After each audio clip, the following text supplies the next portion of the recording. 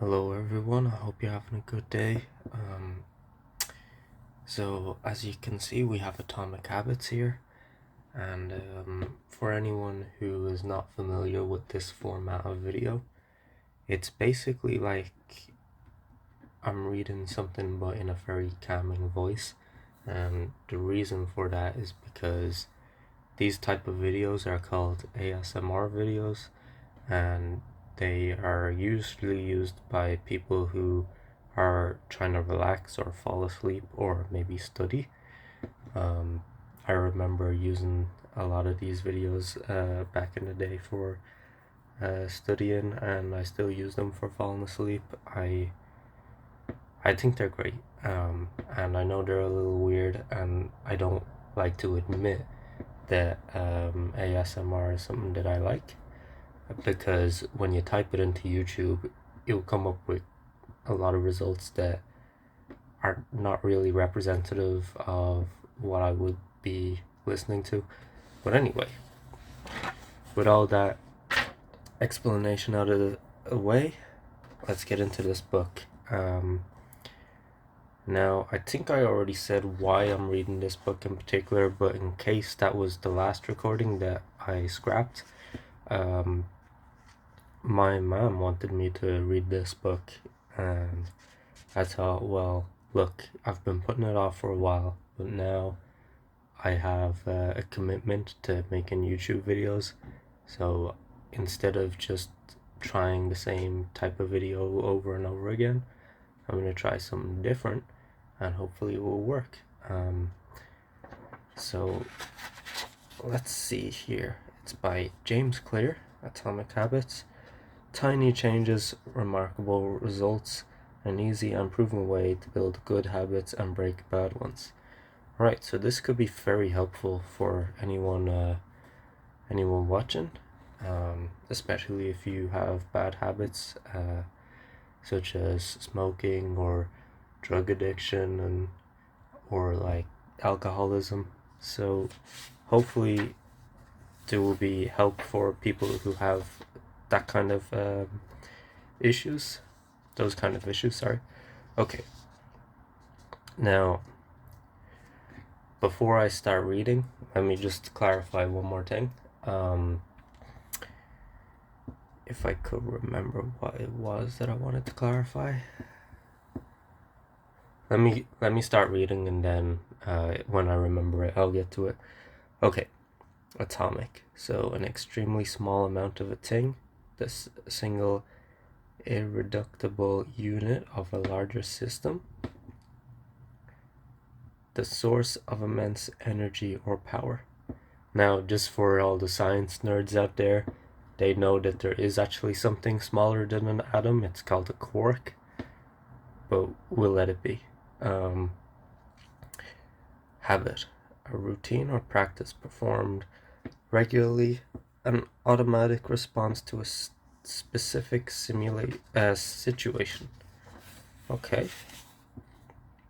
Alright, so for today's video, we're probably only going to be reading the introduction. So there's going to be 13 pages, and we will see how far we go.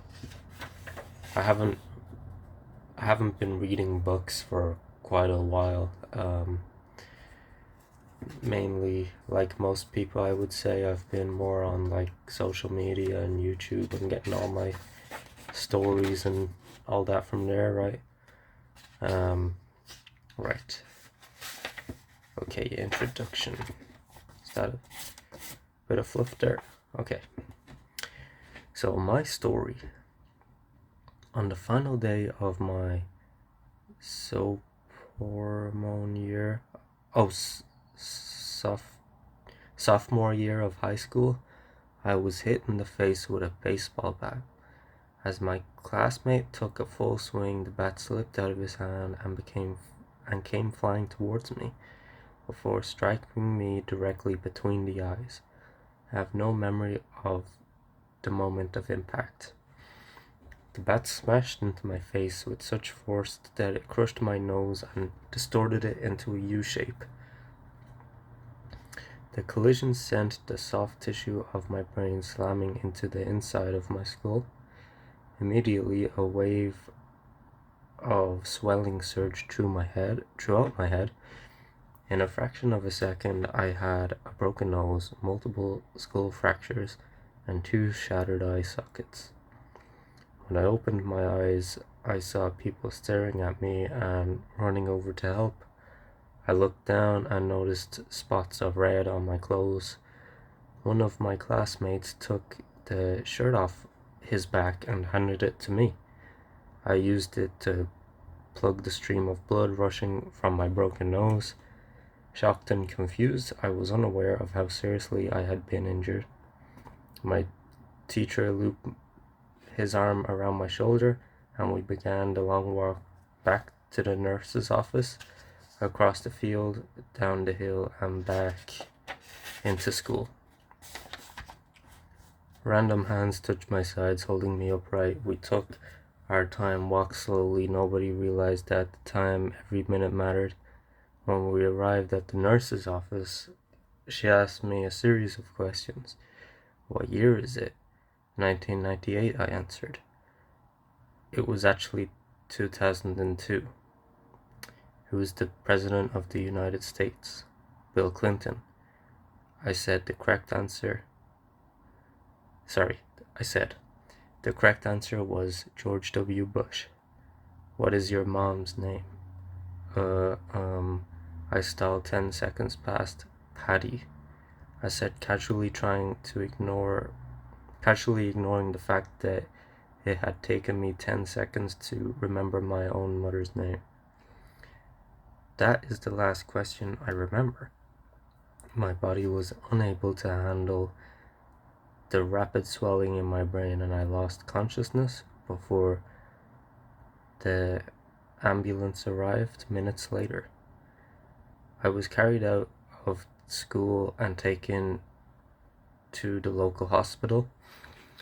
Shortly after arriving, my body began shutting down. I struggled with basic functions like swallowing and breathing. I had my first seizure of the day. Then I stopped breathing entirely as the doctor hurried to supply me with oxygen. They also decided the local hospital was unequipped to handle the situation and ordered a helicopter to help me fly me to a larger hospital in Cincinnati. I was rolled out of the emergency room doors and towards the helipad across the street. The stretcher rattled on a bumpy sidewalk as one nurse pushed me along while another pumped each breath into me by hand. My mother, who had arrived at the hospital only a few moments before, climbed into the helicopter beside me. I remained unconscious and unable to breathe on my own as she held my hand during the flight. While my mother rode with me in the helicopter, my father went home to check on my brother and sister and break the news to them. He choked back tears as he explained to my sister that he would miss his 8th grade graduation ceremony that night. After passing my siblings off to family and friends, he drove to Cincinnati to meet my mother. When my mom and I landed on the roof of the hospital, a team of nearly 20 doctors and nurses sprinted onto the helipad and wheeled me into the trauma unit. By this time, the swelling in my brain had become so severe that I was having repeated post-traumatic seizures. My broken bones needed to be fixed, but I was in no condition to undergo surgery. After yet another seizure, my third of the day, I was put into a medically induced coma and placed on a ventilator. My parents were no strangers to this hospital.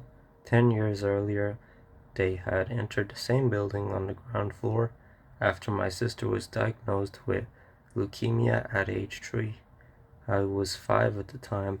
My brother was just 6 months old. After 2.5 years of chemotherapy treatments, spinal taps, and bone marrow biopsies, my little sister finally walked out of the hospital happy, healthy, and cancer-free. And now, after 10 years of normal life, my parents found themselves back in the same place with a different child. While I slipped into a coma, the hospital sent a priest and a social worker to comfort my parents.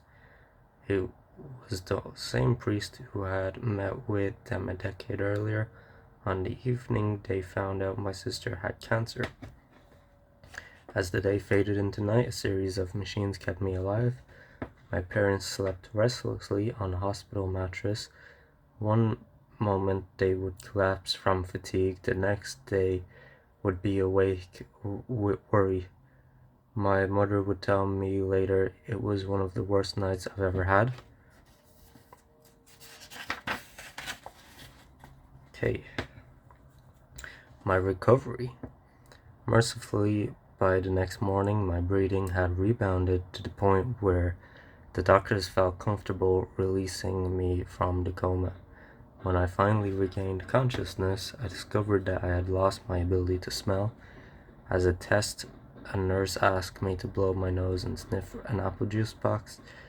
My sense of smell returned, but to everyone's surprise, the act of blowing my nose forced air through the fractures in my eye sockets and pushed my left eye outward.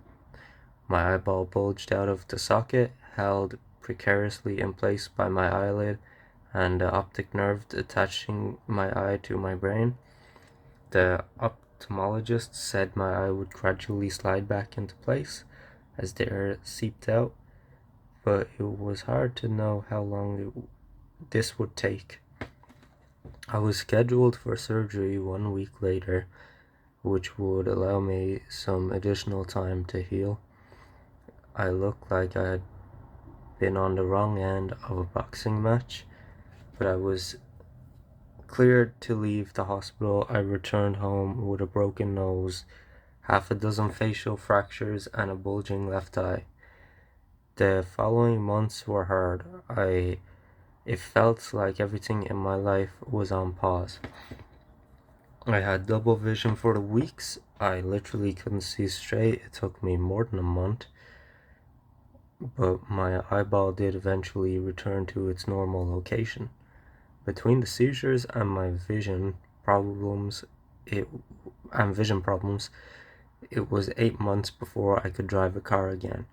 At physical therapy, I practiced basic motor patterns like walking in a straight line. I was determined not to let my injury get me down, but there were more than a few moments when I felt depressed and overwhelmed.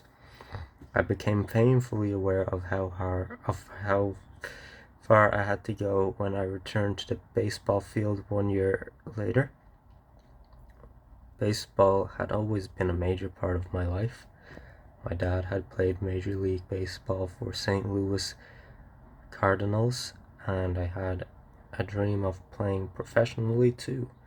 After months of rehabilitation, what I wanted more than anything else was to get back on the field.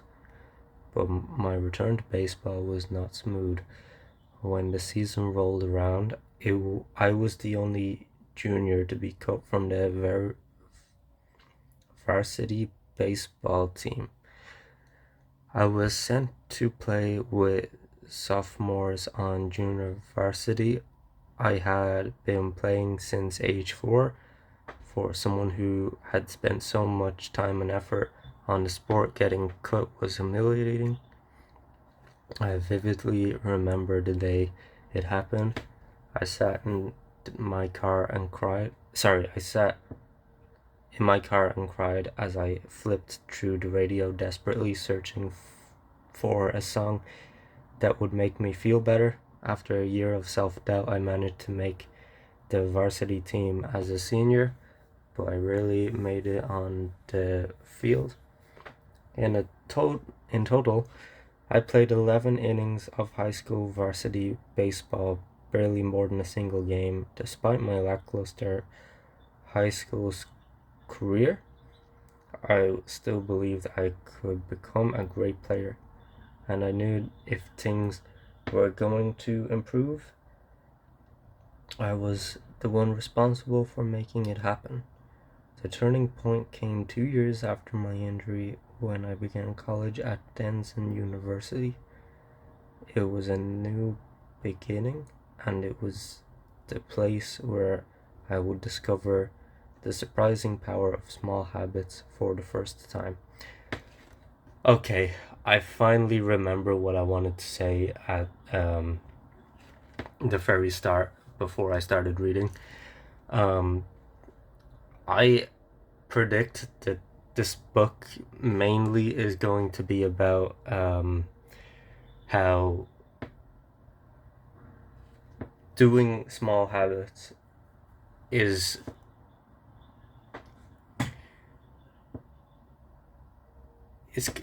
kind of giving people not an illusion, but more like belief that they can do other things. And a part of that is because just doing anything, any sort of habit, is like physical or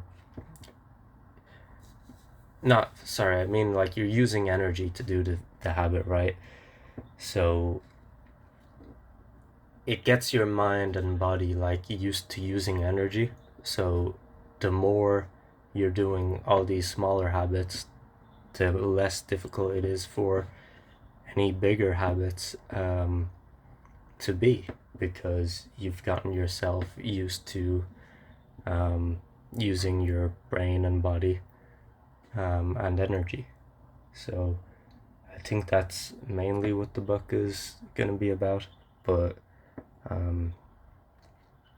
that's just a guess. Okay. So, how I learned about habits.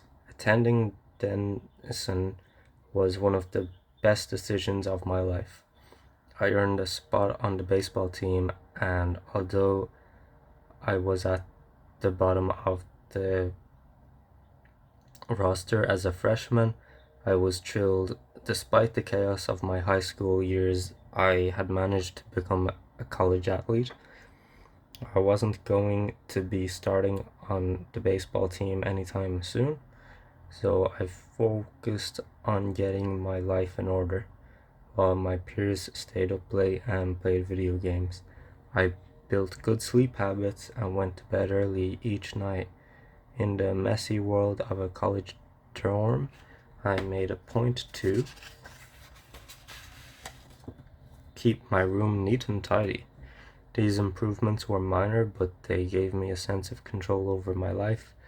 I started to feel confident again, and this growing belief in myself rippled into the classroom as I improved my study habits and managed to earn straight grades during my my first year. A habit is a routine or behavior that is performed regularly and, in many cases, automatically. As each semester passed, I accumulated small but consistent habits that ultimately led to results that were unimaginable to me when I started.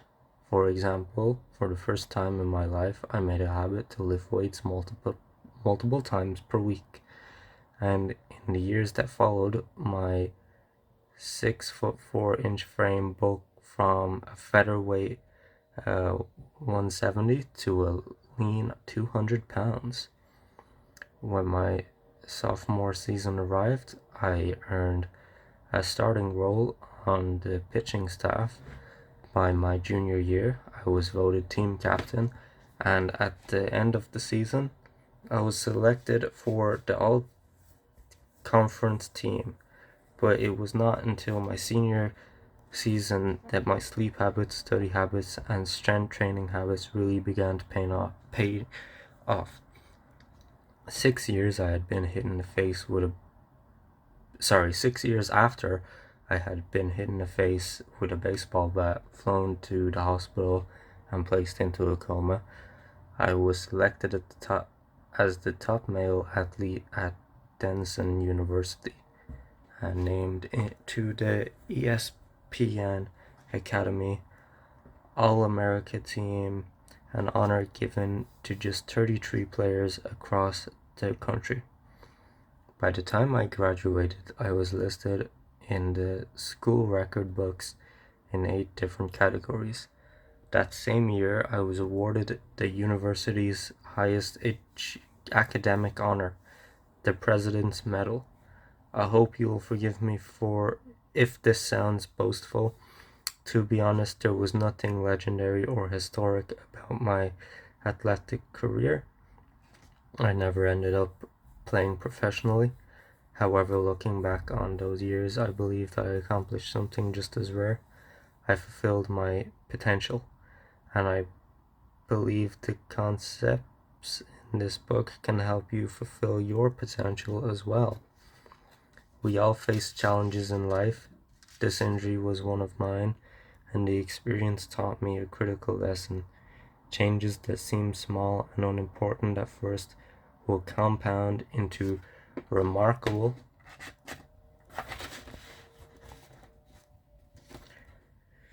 results if you're willing to stick with them for years. We all deal with setbacks, but in the long run, the quality of our lives often depends on the quality of our habits. With the same habits, you'll end up with the same results, but with better habits, anything is possible. Maybe there are people who can achieve incredible success overnight. I don't know any of them, and I'm certainly not one of them. There wasn't one defining moment on my journey from medically induced coma to academic All-American. There were many. It was a gradual evolution, a long series of small wins and tiny breakthroughs. The only way I made progress, the only choice I had was to start small, and I employed the same strategy a few years later when I started my own business and began working on this book. How and why I wrote this book. In November 2012, I began publishing articles at jamesclear.com for years. I had been keeping notes about my personal experiments with habits. I was finally ready to share some of them publicly.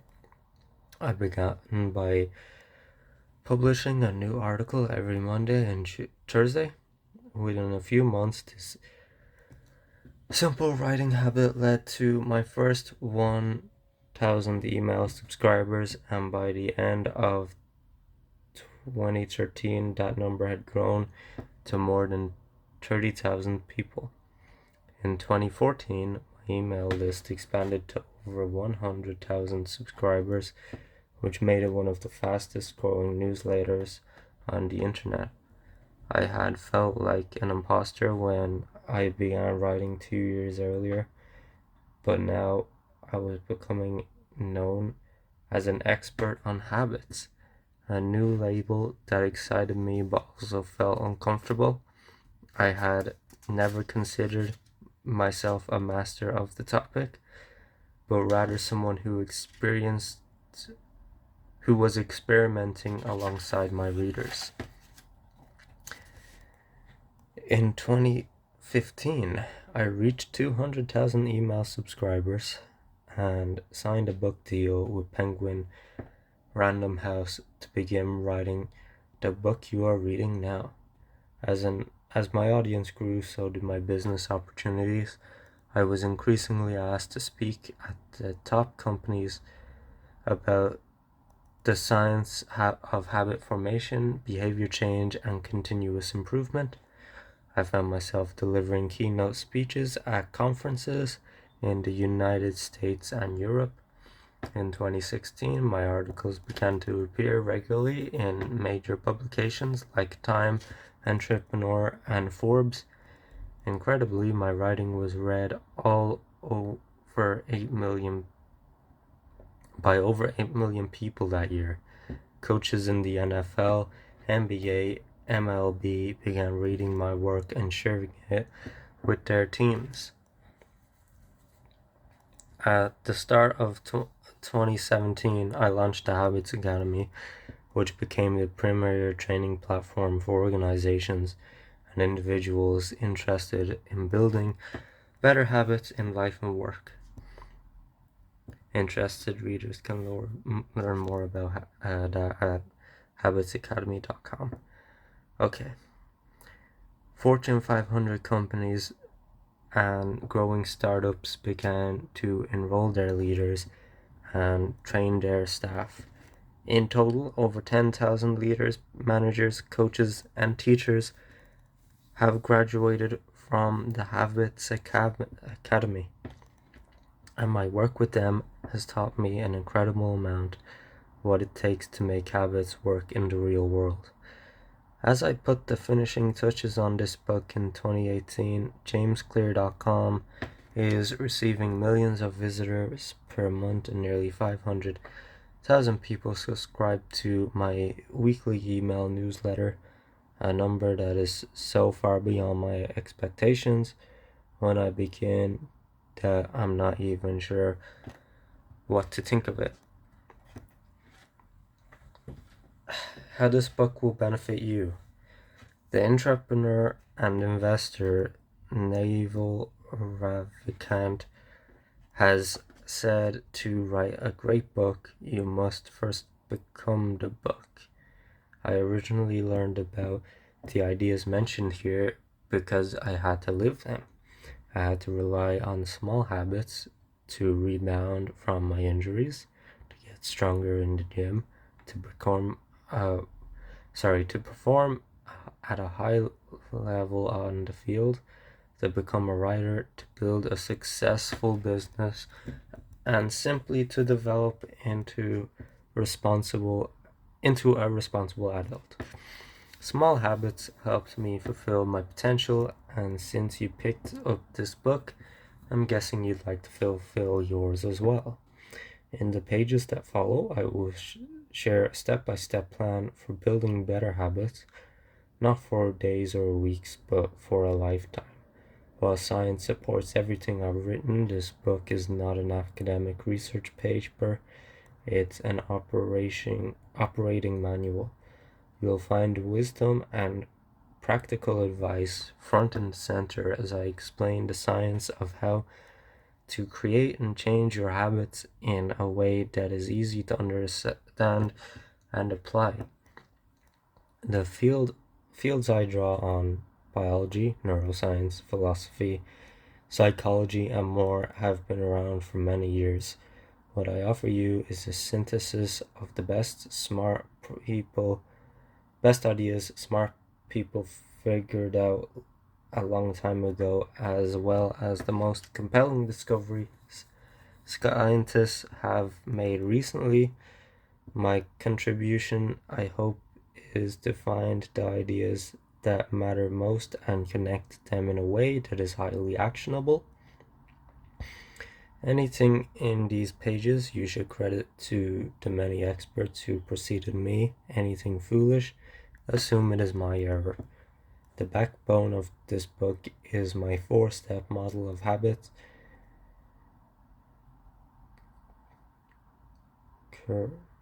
Habits cure.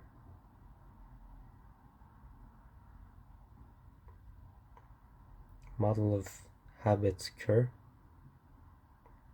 Habit cue. Craving, response, and reward, and the 4 laws of behavior change that evolve out of these steps.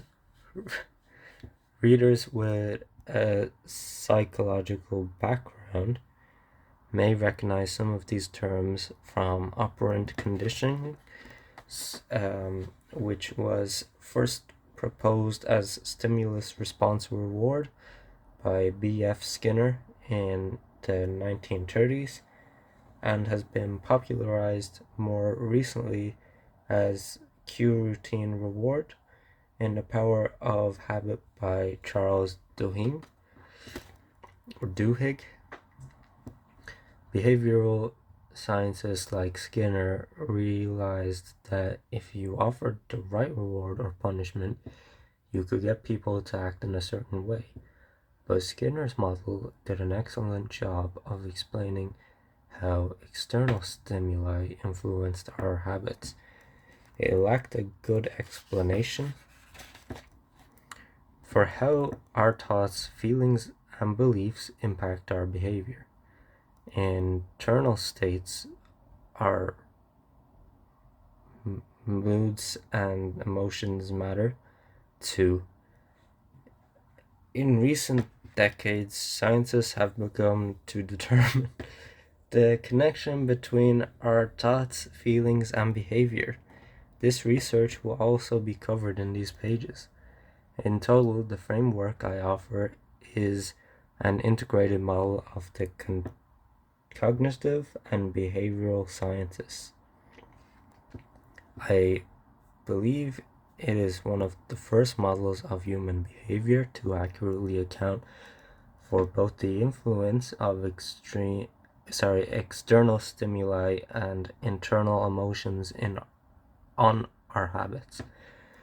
While some of the language may be familiar, I am confident that the details and the applications of the 4 laws of behavior change will offer a new way to think about your habits.